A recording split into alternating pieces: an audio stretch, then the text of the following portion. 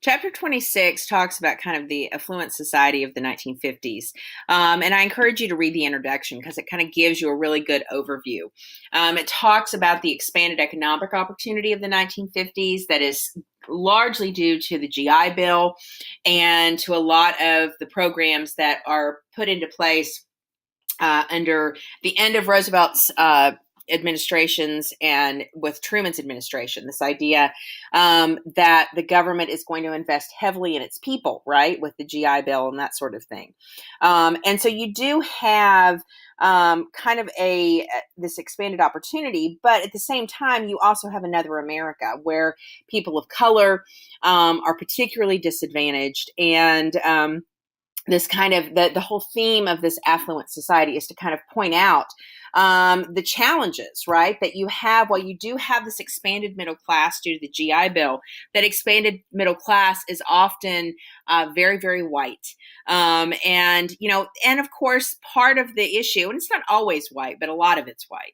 And part of the issue, too, is that this affluent society is built upon not only traditional racial constructs, but also traditional gender constructs, right? Everyone needs to know their place because there's only so much opportunity, and this opportunity is reserved for this one group. That would be my interpretation, anyways. But the intro does a really good job of kind of giving you that background. So I encourage you to read that. And then before we go into the documents, let's kind of look at the photographs. We talked about Little Rock High School. Little Rock High School, of course, is one of those things where, ironically, right? So you have this ruling of Brown v. Board, right, that says that, separate is inherently unequal. And in 1957, you're going to have, this is 1959, that you have this concern that, that basically integrating the schools in Little Rock are dangerous, right? That this is an overreach of executive power. So built into this Cold War anxiety, this depicting of communism as a totalitarian regime where this all-powerful government tells people what to do, if you are a southern state like Arkansas, you're going to view the forced integration of your schools as essentially an overreach of government power. Now, we know at Central High School that the issue is Little Rock was going to integrate the school, and it was actually the governor who interfered with local community and with what the local community was trying to do. And then, of course, that invites Dwight Eisenhower to interfere by using the 101st Airborne to escort the students in.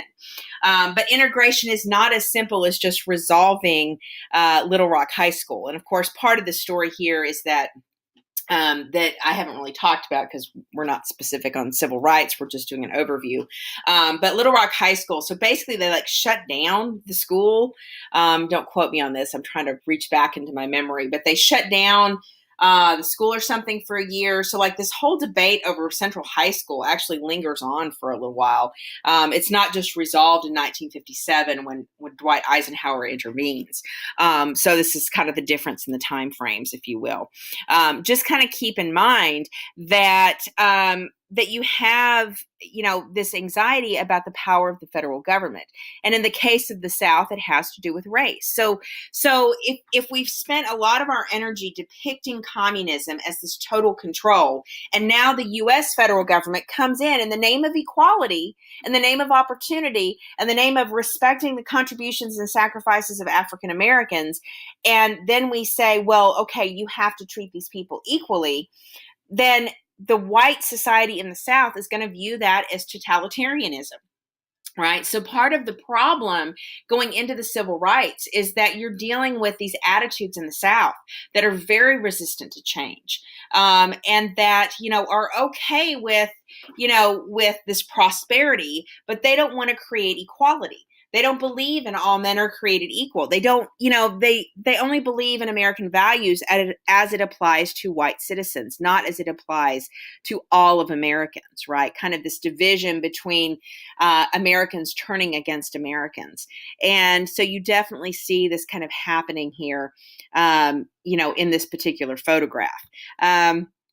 We watched part of this in class, this in the suburbs from Red Book, kind of gives you an idea of kind of this massive, retreat into the suburbs, how happy the suburbs were, that white flight, if you will, and the opportunities. And a lot of these opportunities are afforded by the GI Bill and the opportunities that the middle class has in the 1950s. Remember, the United States is providing the world with everything in the 1950s. And so this has created this foundation for prosperity. And this clip definitely shows that. And I think that, it raises some interesting questions, especially if you look at it and you recognize that there's no people of color, right? And that if people are escaping into the suburbs, what does that mean for segregation or integration? What does that mean for urban areas if all the people with income, if African Americans are being denied opportunity and equality, then they don't have the income to provide the tax base for the cities to grow and develop. And so the suburbs become the center of society as opposed to the cities becoming the center of society. And so there's lots of kind of interesting sociological ramifications that, of course, include issues like integration and schools. What do our schools look like?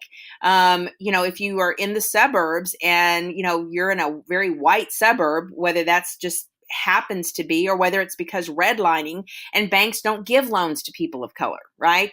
Whatever it is, you're going to have schools that are predominantly white. And a lot of people are going to be comfortable with that because they're going to not have to think about themselves as being racist because, well, I just live in the suburb and it just happens to be all white. Oh, gee, without recognizing that there's larger systems at play that are reinforcing inequality throughout everything, right? So, and the thing I like about this particular section on the affluent society is it doesn't just focus on African Americans. It includes Latinos. And I think that is important to kind of recognize here. And there's a lot of kind of interesting kind of nuances we can see about what it means to have American values. So this first document talking about migrant farmers mentions that, we had the Bracero program during World War II because we were desperate for workers. And that, as we go into the 1960s, right, we're still doing this. But the concern is that we have undocumented immigration, right? That you have people. So, immigration was not just an issue in 2019, right? So here we are in 1952, and Congress is still talking about undocumented immigration being a problem. And so you can see here that they begin to focus on deporting undocumented immigrants, cracking down on illegal immigration, and you can see the lovely name of it right here. So yeah, shake your head with me. Yeah, PC culture. Anyways, so you have kind of this account from this migrant worker talking about the conditions in which she works, right?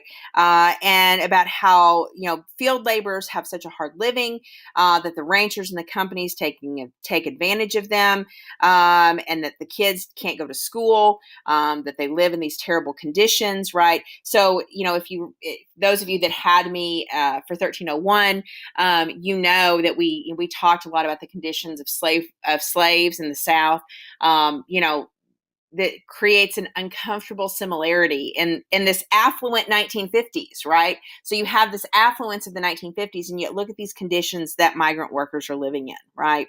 And that, that sometimes it's hard to find a job. They don't make enough money. And so, you start having some real problems, right? And that the companies are part of the problem because the companies are hiring the undocumented workers over and over and over again. Talks about the struggle of unionization, right? That the unions, are getting broken up. So again, you have the United Farm Workers Union being created about this time, Cesar Chavez, right? And, and that this is part of the struggle. So these migrant workers, these farm workers are trying to advocate for better pay and better conditions. But as is typical in the United States, we're not paying a whole lot of attention. And in the 1950s, we don't want to think about people that don't live that in the suburbs kind of life, right? And it's all about the big companies, right? And so this is the issue, right? And she says, isn't the government supposed to help us poor people? Can it act fast in cases like this? So this question about what is the role of government? You know, the government with the GI Bill has clearly acted to assist people, and it's made a difference, but it's not helping everybody. And it creates a pesky question: what is the responsibility of government? And if we are in a system where we are trying to compete and say that our democracy and our American values are better than what exists in the Soviet Union, how does that play when you read an account like this? And so it creates a real tension there. What is this new world order where democracy and capitalism rule the day? Well, capitalism is clearly creating some extremely poor people that are really struggling. The Hernandez v. Texas is basically a case that says that you have to have a jury that's representative of the community, right? And that this guy by Pete Hernandez, that he needed to have a jury of his peers, right? That excluding Mexican Americans from the jury system is part of the problem, and that the 14th Amendment should be stretched to include more than blacks and whites. In other words, this application of the 14th Amendment that says that it's not just about African Americans and white Americans. It can include any American, any citizen, any person in the United States is entitled to these protections. And a jury of his peers is part of those protections. Now, I've had several people ask me about the position, because so much of what we're talking about going into the civil rights movement is seen as what we would call binary, right? Black versus white. The reality is it's not binary. Race is much more complicated than that. And in American society, particularly in Texas and the Southwest, going into California, you have what is essentially a triad. You have Black, white, and Latino. And Latinos, occupy an odd space in American racial society, right? And by racial, I mean the racist part of society.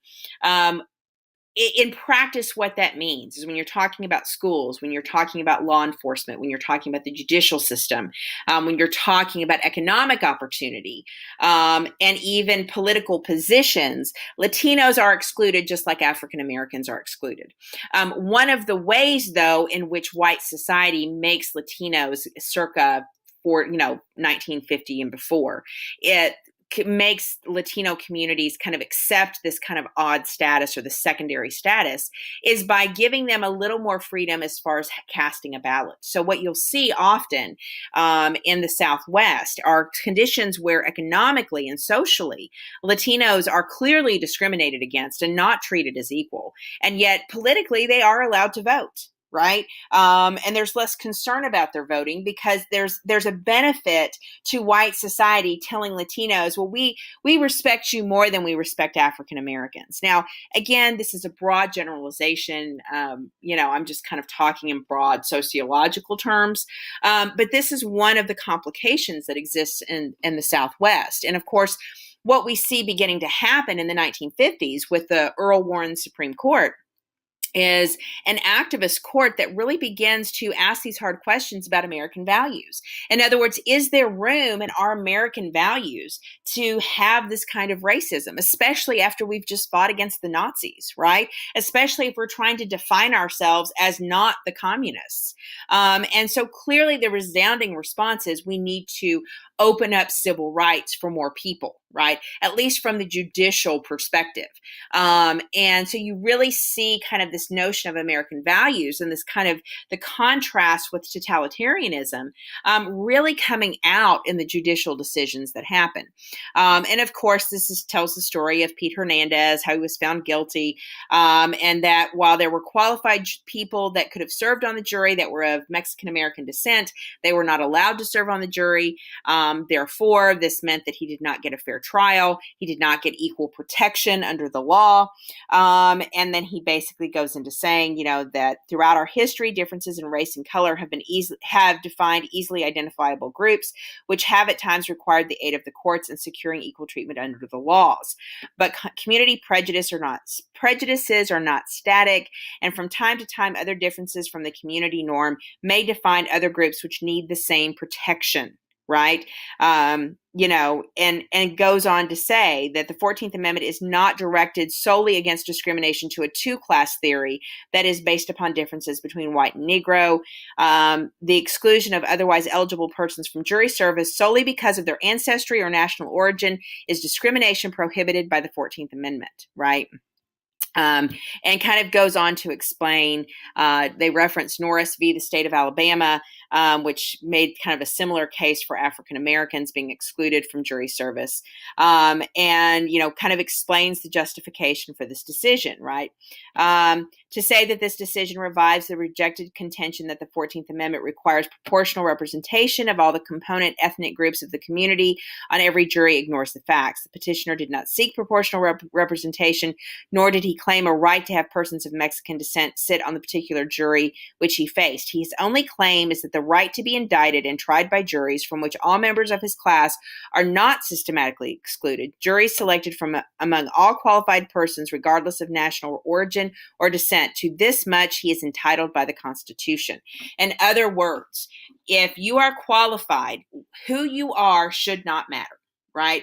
So the pool of jurors must reflect qualified applicants without regard to their national origin. And that this is the fundamental problem in Hernandez v. Texas. So again, providing this equal opportunity to a fair trial, and challenging this question of American values, right? This takes us to Brown v. Board. Again, they overturn the doctrine of separate but equal, and they kind of explain, explain kind of the essence of the case and kind of go through the background of it.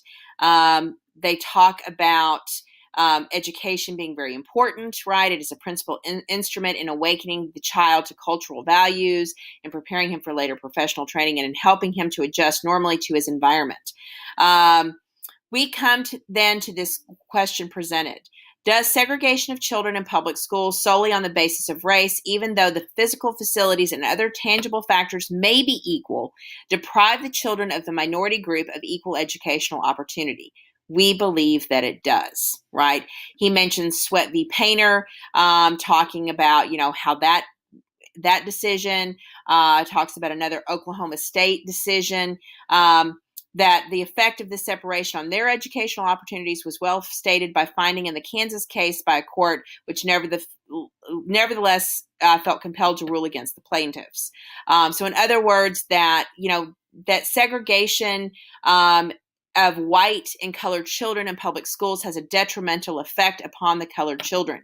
The impact is greater when it has the sanction of law, for the policy of separating the races is usually interpreted as denoting the inferiority of the Negro group. A sense of inferiority affects the motivation of a child to learn. Segregation with the sanction of law, therefore, has a tendency to retard the educational and mental development of the Negro children and to deprive them of some of the benefits they would receive in a racially integrated school system. And basically, they go on to say that any language in Plessy v. Ferguson is rejected. We conclude that in the field of public education, the doctrine of separate but equal has no place. Separate educational facilities are inherently unequal. Therefore, we hold that the plaintiffs and others similarly situated from whom the actions have been brought are, by reason of the segregation complained of, deprived of equal protection of the laws guaranteed by the 14th Amendment. So again, this expansion, right, of the 14th Amendment, of equal protection under the law, the citizenship rights. So we see it being extended to cover Latinos. We see it being extended to cover school children. We see the court system really buying into the sense of American values and what American values fundamentally mean. And so I think it's kind of important to kind of see that this is what the judicial branch is doing in the midst of all this prosperity. And again, you have people that have a great deal of anxiety about that, right? So this particular article has Richard Nixon talking about how great the American standard of living is. This is a discussion between Nixon and Nikita Khrushchev. And so basically that Richard Nixon kind of claims that in this American exhibition in Moscow, how great the American society is. And he talks about, let's start with some of these things in this exhibit. You see a house, a car, a television set, and all these great things that the United States has. Is it only the rich that can afford these? Well, no, of course not. It's our factory workers who make all this money, right? So again, this expansion of the middle class and all that kind of stuff. And talks about how many more cars are owned, how many television sets are owned. Why do I cite these figures? What these statistics do dramatically demonstrate is this, that the United States, the world's largest capitalistic country, has, from the standpoint of distribution of wealth, come closest to the ideal of prosperity for all in a classless society. In other words, our capitalism is doing what the Soviet Union cannot do. Right? That we're all about creating this equality of opportunity, if you will. Of course, here's the thing.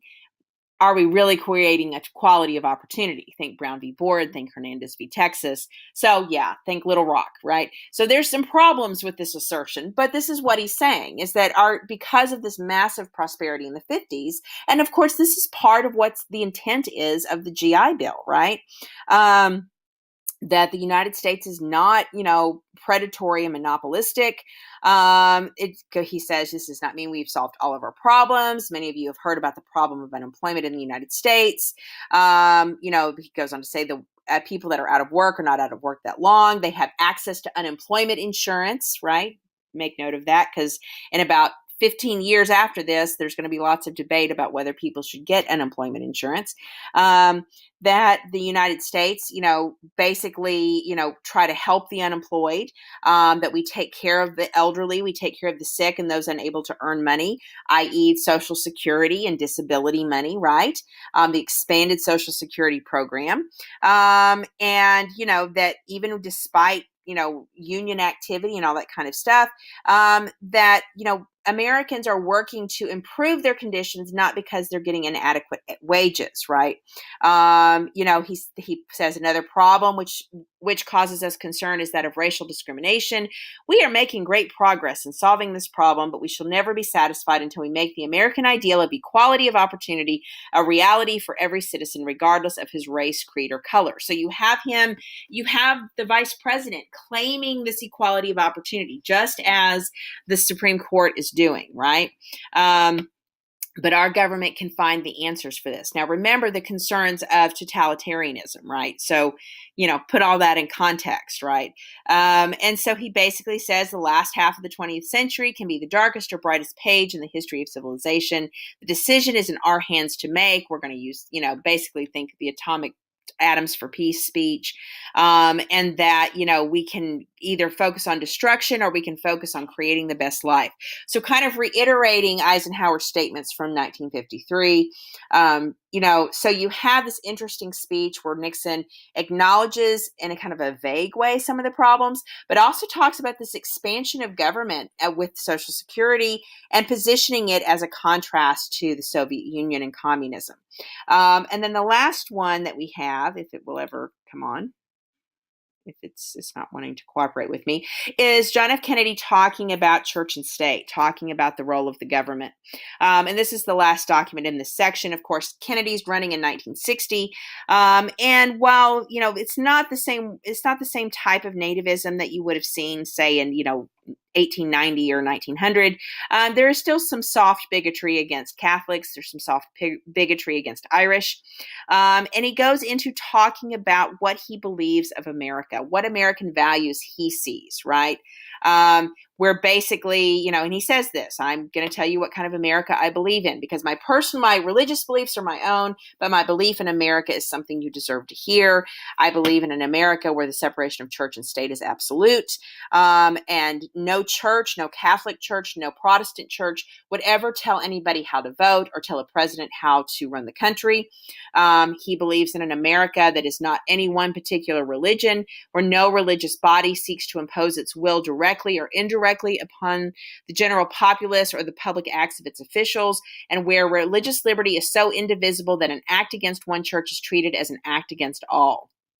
And he goes into talking about, he kind of talks about the history of, standing up for religious freedom, think James Madison and all that kind of stuff. I believe in an America where religious intolerance will someday end. Ha ha ha. Right. He didn't know about Trump. Where all men and all churches are created as equal, where every man has the same right to attend or not to attend the church of his choice, and goes into where the American ideal of brotherhood supersedes any kind of religious beliefs, right? And this is the kind of president I want to be. And so he kind of shares this vision of America, that is one of a unified America, one where we put American values first. And in those American values is religious freedom, is religious tolerance, right? That we don't have to be negative towards any one particular faith, because what we believe in are democratic values, and that's kind of the core of our belief. And so I think that gives you kind of an interesting picture of kind of what this affluent society is. So I kind of typed this up real quick to kind of show you. So we're covering the years of 1945 to really 1963, or really 1960. And the big kind of essence of this reflection is the New World Order, right? What is the rise of the New World Order? What does that look like? What does that entail? What are the contrasts within that New World Order? What are the tensions within that New World Order? And I kind of broke it down into kind of 4 categories that I think you could focus on. You don't have to focus on these. I'm just kind of throwing this out there. You could certainly look at the New World Order in relation to atomic power, the creation of the atomic bomb, why it was created, the American sense of comfort / discomfort with atomic power, how it can be used, how the United States continually positions itself to be a proponent of atomic power in the form of peace, in the form of progress, as opposed to what is communicated about the Soviet Union, right? So again, how do we feel about atomic power? How does that play out in society?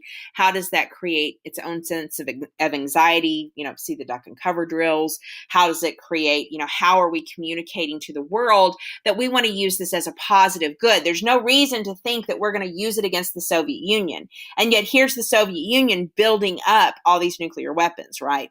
And so I think that that's kind of an interesting question. The next one is going to be American values. The rise of the New World Order is supposed to be an expansion of American values, America taking its ideas to other places, demonstrating the strength of our ideas. The strength of religious tolerance, the strength of free markets, the strength of, believing in democracy and free speech, and the ways in which we fall short on that, right? Whether it's Japanese American internment camps, whether it's McCarthyism, whether it's, racism and separate but equal.